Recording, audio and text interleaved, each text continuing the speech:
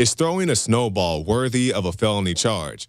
Police in Chicago seem to think so, as a 13-year-old has been charged with aggravated battery to a police officer for allegedly tossing the icy projectile, a charge that the boy denies. In Georgia, no one is denying that a 17-year-old future Marine was killed when he opened his front door for an officer. Witnesses say that the officer, there to serve a warrant for the boy's father, fired upon the teen who was holding a Nintendo Wii controller. Police claim that the teen was holding a gun at the time of the incident. The shooting is still under investigation. Police in Hawthorne, California beat a deaf man, reportedly mistaking his hand signs for aggression. Officers thought the hearing-impaired gentleman was stealing his own property and grabbed his arms, impairing his ability to communicate with his hands. The man was then tased and beaten by police, according to his attorney. We've seen that even filming police can get you into trouble, with reports of alleged assault from police for the simple act of filming police activities. Back in 2011, InfoWars reported on how police threatened to throw a man in prison for life for daring to film his encounter with the authorities. Eventually, the charges were dropped, and the Supreme Court upheld the right to film police.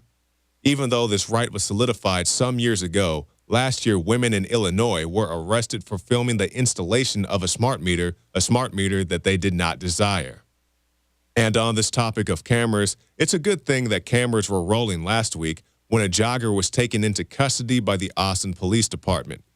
The young woman was supposedly uncooperative when police attempted to intercept her for the heinous crime of jaywalking. Eyewitnesses state that the officers grabbed the woman from behind, instigating her standoffish attitude.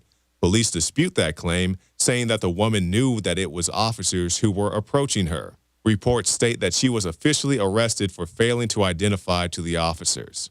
And on the topic of APD, this is the same police department who shot an unarmed man in the back last year while fleeing away from an officer. They say that the man was allegedly at a bank to commit a fraud, but even if he was, that is not a capital offense. But it's not all bad. Massachusetts police recently threw a surprise party for an autistic boy who had few friends.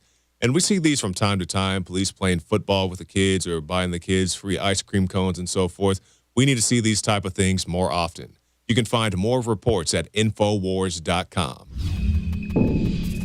The globalists have controlled the mainstream media for a long time, but now they're expanding, making the weaponization even more vicious and deceptive. All the major networks are state-run. We are partnering this year with the NFL. The NFL has become a political weapon against the Second Amendment and pushes Obamacare. MSNBC tells us that our children belong to the state. We have to break through our kind of private idea that kids belong to their parents or kids belong to their families and recognize that kids belong to whole communities. The brainwashing media machine has been turned up on high, and it's time for humanity to double down on the true people's media and strike back against the tyrants that are destroying our civilization with their lies and fraud. We are the resistance. You are the resistance. You are the info war. It is more important than ever to realize that we are not the alternative media. We are the true media. The establishment dinosaur press is dying. We are in an information war, and we are losing that war. Join us at InfoWarsNews.com and PrisonPlanet.tv. Members can share their memberships with up to 11 people. By subscribing, you will literally be buying war bonds in the info war to expand our operation in the face of the tyrants. Join us at PrisonPlanet.tv.